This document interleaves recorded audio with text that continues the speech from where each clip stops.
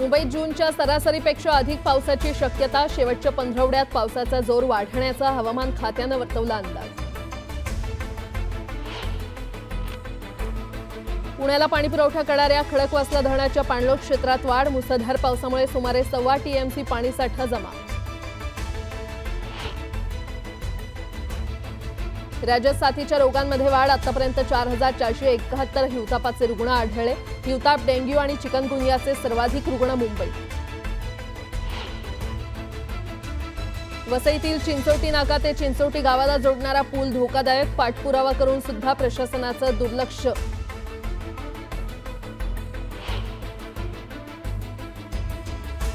अभियांत्रिकी पदवी प्रवेश प्रक्रियेमध्ये बदल करण्याचा उच्च आणि तंत्र शिक्षण विभागाचा निर्णय। प्रवेश प्रक्रिया सुरू होण्यास विलंब होण्याची शक्यता।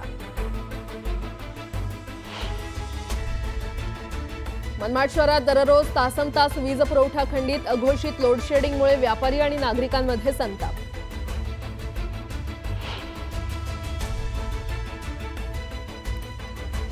आणि वाशिमच्या अडोळी जुमडा अटकळी गावात शेतकरी सातत्यानं खंडित होणाऱ्या वीज पुरवठ्यामुळे त्रस्त। वीज केंद्रासमोर ठिय्या आंदोलन।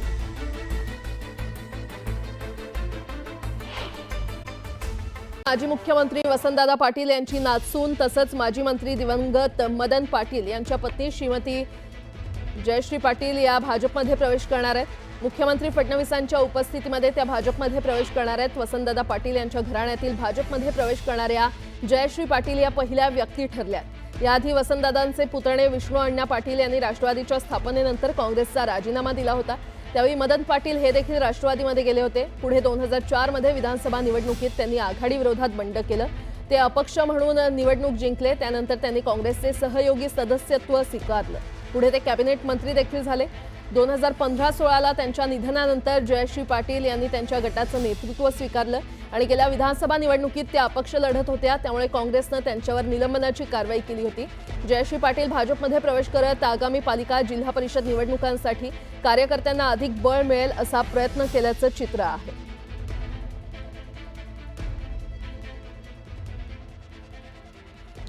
सांगलीमध्ये ऋतुजा राजगेच्या आत्महत्येवरून वातावरण चांगलंच तापलेलं आहे। राज्य सरकारनं धर्मांतर विरोधी कायदा तातडीनं आणावा यासाठी सांगलीमध्ये मूक मशाल मोर्चा काढण्यात आला। भाजप आमदार गोपीचंद पडळकर आणि माजी आमदार नितीन शिंदे यांच्या नेतृत्वात हा मशाल मोर्चा काढण्यात आला। तर धर्मांतरासाठी गावात येणाऱ्यांना ठोकून काढणाऱ्यांना भाजप आमदार गोपीचंद पडळकर यांनी बक्षीस जाहीर केले।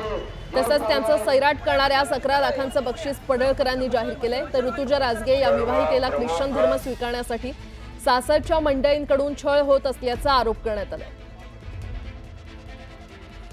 गावात कोण धर्मांतरण करायला आला ज्याला ठोकून काढेल त्याला 5 लाख रुपये, दुसऱ्याला ठोकून काढेल त्याला 4 लाख रुपये, तिसऱ्याला ठोकून काढेल त्याला 3 लाख रुपये आणि ज्याला पूर्ण त्याचा सैराट करून टाकेल त्याला 11 लाख रुपये। हे करा। हिरो आता पादरी म्हणत असेल मी जेलमध्ये जायला, तुला सुट्टी नाही। ऋतुजाचा जीव गेलाय आमच्या। आणि म्हणून सर्व बहिणींना माझी विनंती आहे, असं जर एखादं प्रकरण घडलं तर तुम्ही स्वतःला संपून घेऊ नका। तुम्ही ते पादरी असतील, तिचे सासू सासरे नवरा असेल तर त्याच्या खांडोळ्या करा। तिथून पुढचं सगळं कोर्टाचं आणि वकिलाचं हा गोपीचंद पडळकर बघेल। त्याची तुम्ही चिंता करू नका।